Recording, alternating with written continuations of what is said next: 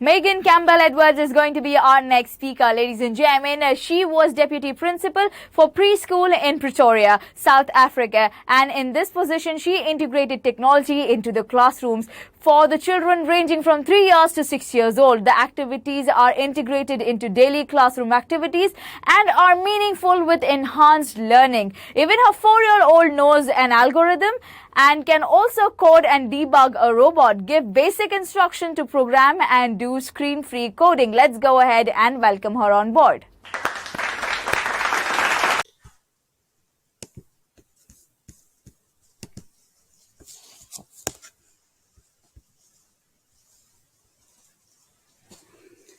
Good afternoon, and I'm so pleased to be able to share this presentation with you today.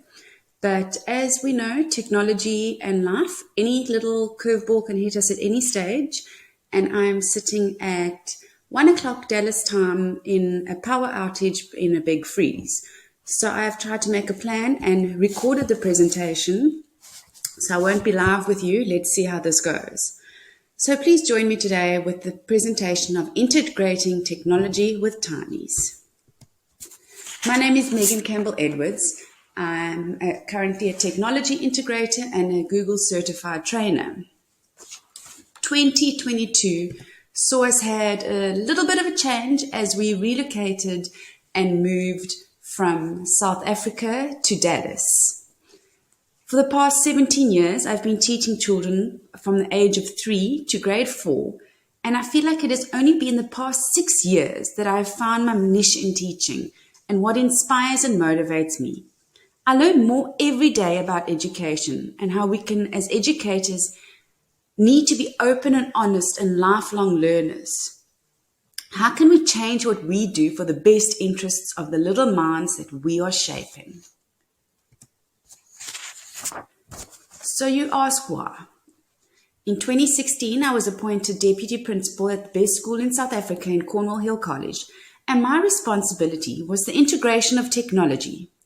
This is when my eyes were truly opened for the first time, and I only started learning and wanting to know more. All those big fancy words, innovation, pedagogy, 21st century learning, they were slowly starting to make sense to me, and I saw how they can make a difference in the classroom if implemented with using technology.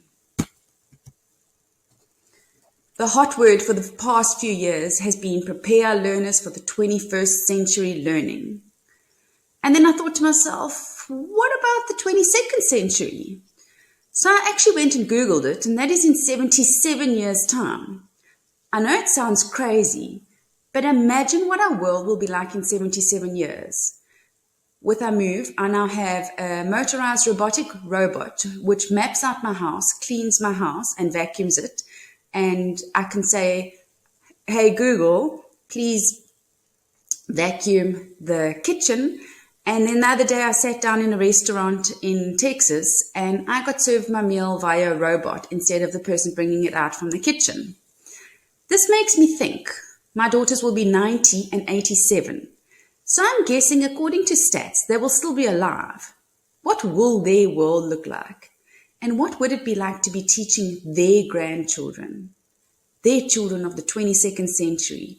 We need to be educating and shaping them for a beautiful and very, very unknown world. So I thought, let's just stick to the 4 C's for now because that just scares me. And let's get started on how we can try and make a difference for now. One of the best and most efficient ways to do this is through using technology. When using technology, we can cover all 4 C's in the classroom. The 4 C's are creativity, communication, collaboration, and critical thinking. When integrated and woven into the curriculum, amazing learning takes place.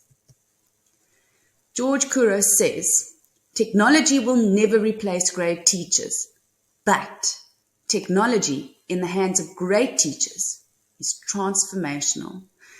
That is one of my favorite quotes ever. And by no means am I saying throw away the Play-Doh or the cutting and pasting and Lego. But when technology is carefully and purposely planned around the curriculum and learning outcomes, teaching can be transformed. So, how do we do this? In the next few slides, I will share with you some of the lessons I've covered in the preschool classroom, and what I feel makes it exceptional is that these children are only starting school. Some don't even know how to open up their lunchbox, and others are only learning to read and write. Never underestimate the potential of a child in preschool. They are not afraid of failing or trying out things. That is what makes it so much fun, and I learn while they do. All of these skills interlap and are covering more than one skill at any given lesson.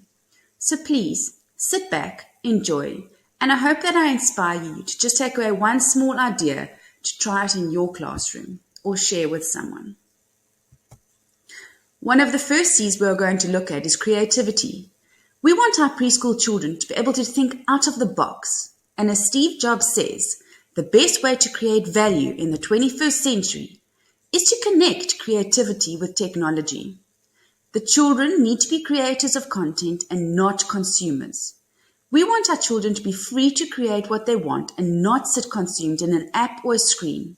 Screen time is limited and the focus is on the process and not the product. What are the skills that they are learning in order to achieve the outcomes? So often when children are engaged in activities such as screen-free coding, they do not even realize that they are learning as they are having so much fun.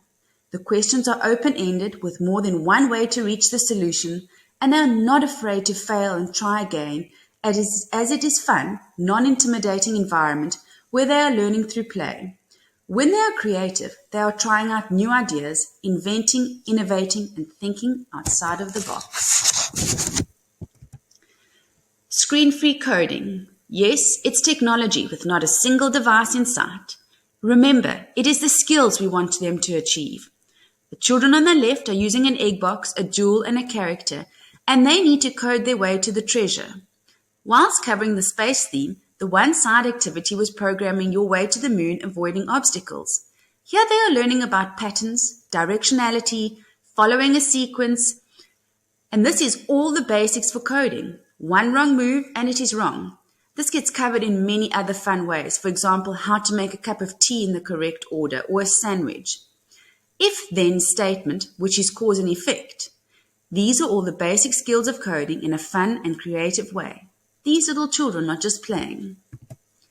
Ask any teacher to do, what do you do on the first day back at school? Draw your body image. Do you really know what you look like? Step in technology. Let us capture your image and you can draw yourself. Zooming up close and actually seeing your eyes are not just black dots in your head. I love the picture of the little boy on the right. He's only 3 years old and he captured a grumpy face, and that's actually what he was drawing. He was drawing the emotion that he had actually captured. Stop motion animation. So much fun and learning takes place. We build on the skills already taught from a young age of how a story has a beginning, a middle, and an end. Storyboards are used so that they plan their stories before recording them, and then you still get to add your own audio. Let me tell you, some very careful planning and thought needs to go into creating your own movie. Not only do you need to be creative, but the collaboration and communication between you and your friend is so important. They need to have a plan, implement it, and make changes. Please remember, we don't expect perfection from these little children. Yes, they might have a toe in their movie or the background is blue, but we are focused on the skills they are learning and the process, not just the end product. The planning skills involved in thinking of the story, drawing the characters, and then acting out the scene really draws on their creativity. As you can see, we build on the paper-based skills, but the child whose drawing is not as great also gets the opportunity to show their creativity and eyes, even if they're using plastic ideas, even if they're using plastic figurines.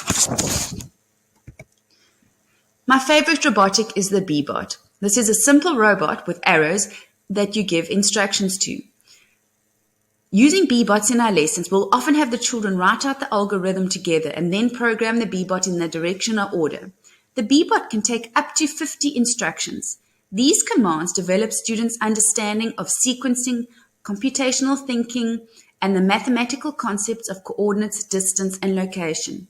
Using B-bots can be integrated into almost every single lesson you do. Mathematics, roll a dice, take the B-bot to the correct number. Blending of your words, k, a, t. Let the B-bot go on the journey into the correct letters. First finding the C, and then the A, and then the T. All phonetically, of course. Communication. We all know how important it is to have littlies learn to communicate and engage between each other. How to share their thoughts and views and ideas. Children love to be heard. But do they listen to each other? To their friends' opinions or ideas? Most work is done independently in the class so that we can assess and see if they are achieving. So they don't actually have the opportunity to practice these skills in an informal and non-intimidating environment. One of my favorite lessons is using augmented reality or virtual reality. The children on the right are swimming with dolphins, or they are taking a trip down to the Kruger National Park to engage with wildlife they have never ever seen before. And the children on the left are looking at the heart and seeing how the heart pumps in all the different chambers. All of this is real life learning, engaging with each other and communicating. My best is when one of the friends get a little bit nervous or anxious, how they hold hands and sit down and tell them that it's okay. Because some people do get a little bit nauseous with those headsets on. As by now we all know, the role of the teacher is starting to change, and he or she is not the only source of knowledge. I have found I've learned so much from the children that I teach, that if I don't know something, we are not afraid to Google it to find out. No longer is the teacher the only one steering the learning. I really have loved using the older children in our grades, 4 and 5, to work collaboratively with our preschoolers. I love how they get down to the little ones level and really explain the concepts to them. In addition, they are learning from a friend and they have that one-on-one teaching. What we did in these lessons was explore 3D printing. We used a fantastic program called Doodle 3D. The older children had already learned how to do this program and were teaching them one-on-one how to do it. And they had to design an item that could be used in a classroom. So we came up with pencil holders, fidget spinners were printed out. It was absolutely amazing, the end result. Who is smarter, a robot or a human? This is my favorite topic to discuss with the littlies. They all start off by saying robots are smarter. And then they also tell me you don't get robots. Until I ask them who tells the robot what to do, you can see the little brains start ticking over then. We do a lot of coding with the body where we tape the mat off into grids and they get to program their friend in a certain direction. A great way is to have the one child also be the computer and the other the person. They need to sit back to back and give the exact instructions of what to draw. As you can see with these two, the person is telling the computer what to draw. So it'll be a circle in the top left-hand corner, not just a circle, or a triangle on top of the circle. So you can see the many learning outcomes which have been covered here through using these skills and without a device. Collaboration. Collaboration is working together to solve a problem or complete a task. They often need to reach an end goal and draw on individual strengths. There is often a common goal and they need to work together to get to the solution. Ask any preschool teacher, this is tricky. The opportunities for learning with robotics such as B-bots are endless. In this activity, we put them into groups and they needed to design, plan and make a maze for the B-bot to move through. This allowed opportunities for thinking carefully and they first had to plan what they wanted to do on paper. They got to see that things do not work out the correct time and that it is okay to make mistakes and that you can go back and revisit and make improvements to what you have done. To get these little people to decide on what maze took a lot of work. They all wanted to do their own maze and not build one together as a group. Initially, that was a little bit problematic, but we finally got them to work together. Once they had the maze, they need to navigate their B-bot through the maze. They used the B-bot ruler, which is 15 centimeters, because that's the size step that a B-bot takes. They were creating dead ends, estimating, revisiting, going back, changing the maze, and program the B-bot to get from one side to another. The learning that took place in this lesson was amazing.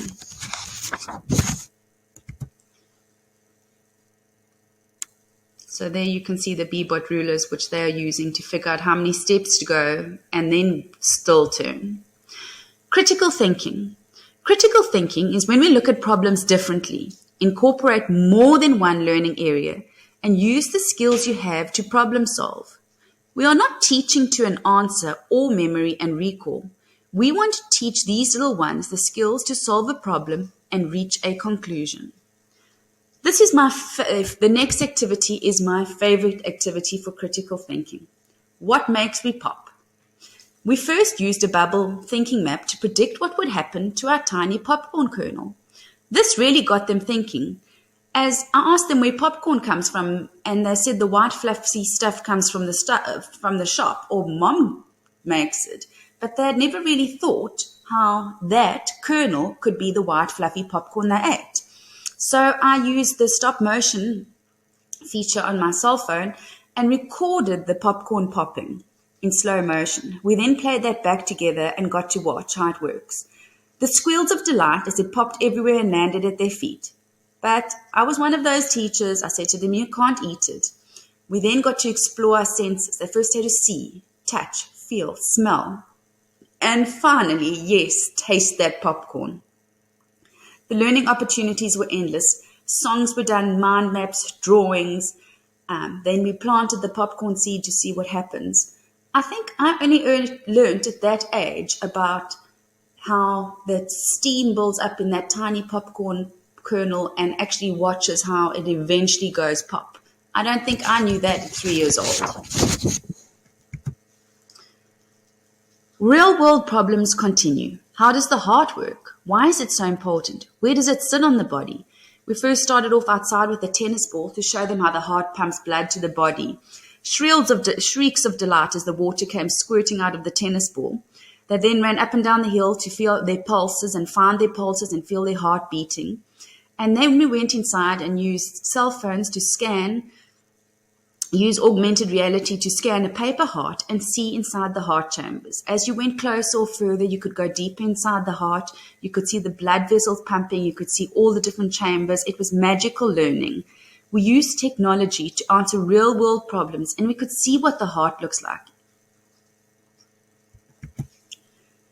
Our children need to remember that they are going to leave behind a footprint and have an important role to play in environmental sustainability. They are not too young to learn this, and they can make a difference. Looking at the theme of reduce, reuse, recycle, we needed to create a trailer out of anti-waste to collect and pick up trash. This took careful planning, revisiting, trial and error. They wanted wheels, but how would the wheels turn? Because the B-bot has wheels and it would pull it. Eventually they told me that I'm really making their brains hurt as I'm making them think so much, because I didn't give them the answers. I just kept questioning them so that they could think for themselves. Some groups had rope levers where it would go up and down and scoop and pick up the rubbish. There was so much thinking and problem solving taking place in this lesson. Gravity, wheels, force. They asked me questions I did not have answers to, so we Googled it. We looked for different resources, paper clips, nails, split pins to make the wheels move. When one child asked a question, it made the group next to them look and listen and think further. And I think that might be the most important part of critical thinking. Once one student has mastered it, it quickly spreads to their peers. Linked to real-world problems is pollution and what we could do to try and solve this problem and make a difference. So we started off by planting speckworm, which helps clean our air and fights climate change.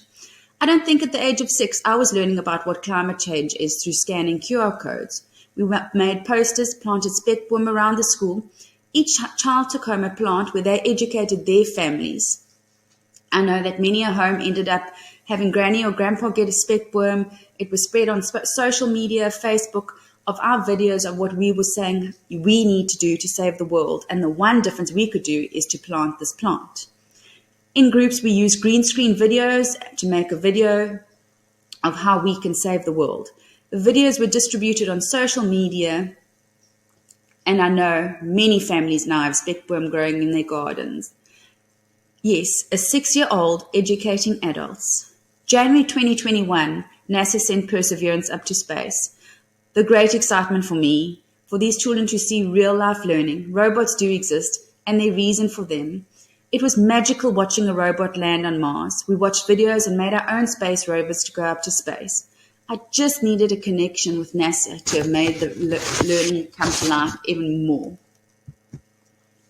I could keep you here all day sharing ideas and photos of lessons that I've done, whether it be augmented reality, green screen, 3D printing, QR codes, the list is endless. In 6 years, I have never taught the same lesson twice, and that is because I believe I need to learn, adapt, and see how I can enhance the learning. Their learning and teaching changes. I need to keep up with that. Using technology is just one element of learning, but it is fun. Teaches skills, inspires those children that do not normally get involved to get involved, and as I say, and the most important thing, our little children are learning through play. I leave you with this quote. Yes, kids love technology, but they also love Legos, scented markers, handstands, books, and mud puddles. It's all about balance. Take time to see how you could take your lesson and add technology to it, to enhance it and improve it. How could you add technology to a mud puddle? Lego, stop motion animation, scented markers, always used. Handstands, videoing it for gravity. I hope I leave you today with a little bit of inspiration, any idea which you can draw on. Should you want to contact me for any questions or find me, please email me. I'm more than happy to reach out to you, share any ideas, any lessons that I've taught, answer any questions.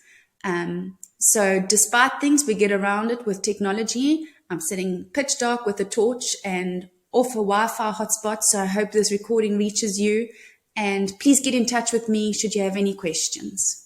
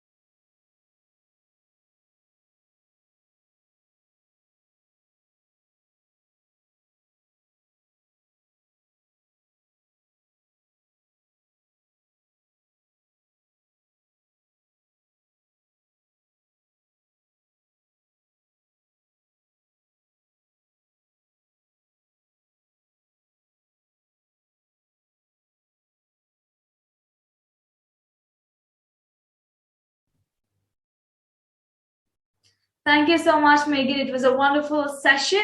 Ladies and gentlemen, all the questions will be answered via email. Thank you so much for participating. Let's go ahead and welcome our